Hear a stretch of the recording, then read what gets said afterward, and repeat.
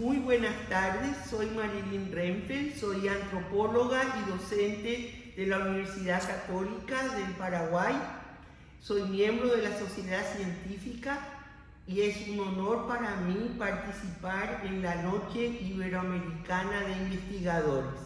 Y quería comentar sobre una de las investigaciones que estoy llevando a cabo últimamente, que se trata sobre un grupo payaguá, un grupo étnico, llamado también en la literatura del siglo XVI como los agaces.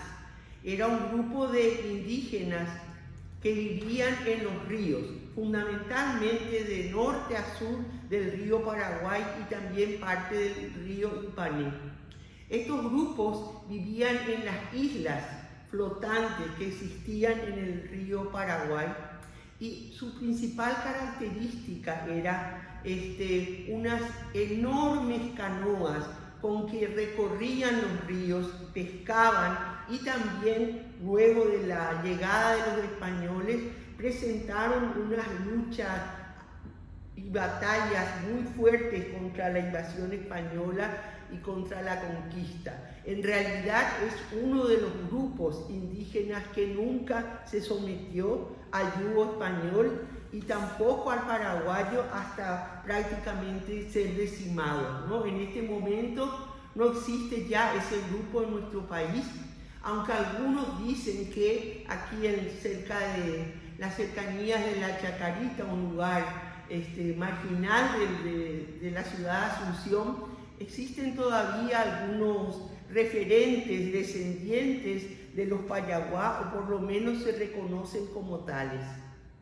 Mi interés era ver qué pasó con los pueblos indígenas cuando ocurrió la cruenta guerra que le llamamos de la Triple Alianza o Guerra Guazú o Guerra Grande, ¿verdad? ¿Qué participación tuvieron los indígenas en esa guerra? Y me encuentro revisando los archivos y sobre todo trabajando los textos de Schmidt, un antropólogo alemán que vivió aquí en Paraguay, que escribió un libro muy interesante sobre ese grupo étnico. Me encuentro con que en la época de la guerra, el mariscal López organizó un grupo de casi 500 indios payaguá que trabajaban para el ejército. Algunos de ellos llegaron a tener títulos como teniente, cabo, etc. Inclusive fueron después reconocidos como excombatientes de la guerra. Lo que hizo el mariscal, y sobre todo un general Díaz, que era el que más contacto tenía con ellos, tenía uno de ellos que era su ahijado, que trabajaba muy de cerca con él, era utilizar estas enormes canoas para inspeccionar el río Paraguay y poder avisar al ejército cuando venían los barcos brasileños, fundamentalmente. Trabajaron mucho en el área del Pantanal y ahí todavía se registran, en la parte brasilera, se registran muchos nombres que tienen significado payaguá, inclusive hay monumentos en algunas ciudades en el Pantanal brasilero que llevan nombre de los payaguá.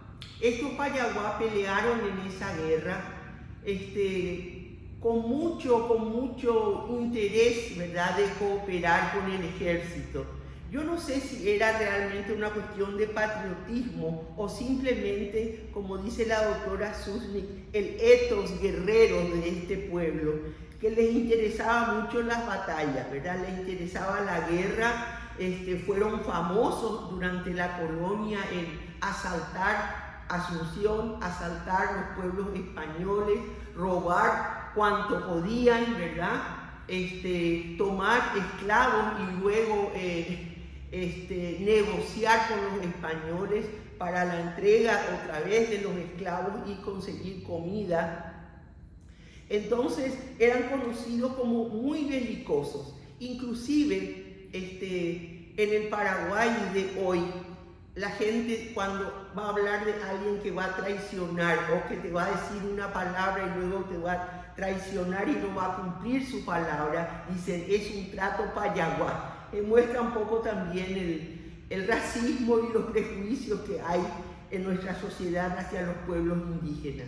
Y bueno, eso es lo que estoy investigando ahora, mirando los archivos de Asunción, el Archivo Nacional, y me estoy encontrando con muchos documentos de archivo que mencionan a este grupo payaguá.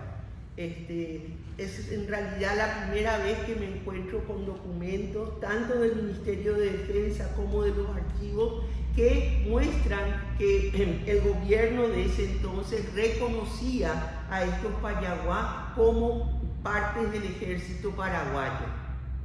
Ese es más o menos el tema que estoy investigando ahora. Me interesa mucho la etnohistoria de los pueblos indígenas del Paraguay, porque creo que es un área muy poco estudiada. La única persona que trabajó ese tema con mucho ahínco y con mucha dedicación y con gran producción etnográfica fue la doctora Branislava Susnik, pero luego de ella muy pocos historiadores paraguayos y antropólogos también nos hemos dedicado a estudiar seriamente la etnohistoria de nuestros pueblos, cómo fue la conquista, cómo fue el relacionamiento durante la guerra, el relacionamiento de estos pueblos con el Estado Nacional Paraguayo, que tuvo momentos de cooperación y también momentos de mucha discriminación.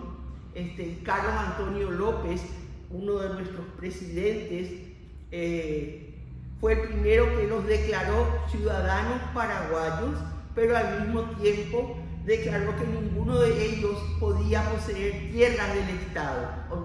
Se convirtieron en ciudadanos, pero en ciudadanos sin tierra. Y todos los territorios de los pueblos indígenas que existían en el Paraguay pasaron a manos del Estado y fueron sustraídos de los indígenas. Y lo mismo pasó con estos payaguá.